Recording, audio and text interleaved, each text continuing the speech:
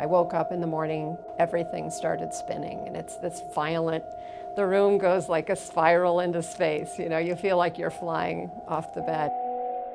I knew immediately what it was because this is my job.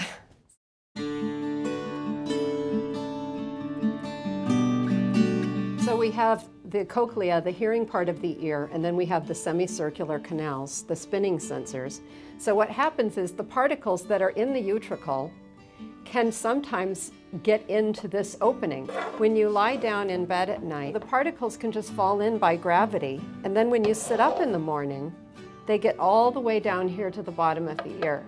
But when the particles build up to a big enough clump that they form a piston in the canal, then when you move your head like this, the particles move a sensor in this structure, and you feel that as spinning. And I knew that the particles were here, located in this ring.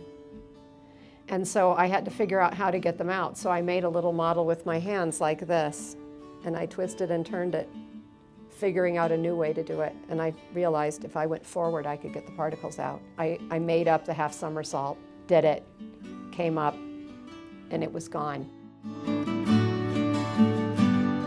So you start on your knees and you tip your head straight up to look at the ceiling. And you hold that position for a few seconds. You'll usually feel a little bit of a spinning when you do that.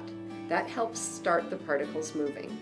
Then you put your head completely upside down, tucking your chin a little bit so your head isn't perfectly vertical. It's actually tucked under slightly towards your knees. So during that time, you turn your head towards your right elbow if you're going to treat the right ear. If you're treating the left ear, you turn the head to face your left elbow. The side that you get the most dizzy when you're lying down and rolling over. So if you roll over to your right, and that makes the spin, and you roll to your left and it goes away or it's not as bad, then you have it in your right ear. In that position, the particles will start to move and you will feel the spinning. You wait for all the spinning to stop, or you can count to 30 and then very quickly raise your head to back level. So your head and your back are on the same level, but you're keeping your head turned at that 45-degree angle. Then you again wait for the spinning to stop, 15 to 30 seconds, and then you bring your head fully upright so that you end up kneeling again. And in that position, the particles should leave the ear. But sometimes it takes 4 or 5 repetitions. The safest thing is to repeat it with 15-minute breaks between each attempt, because that allows the particles to fully settle out away from the opening.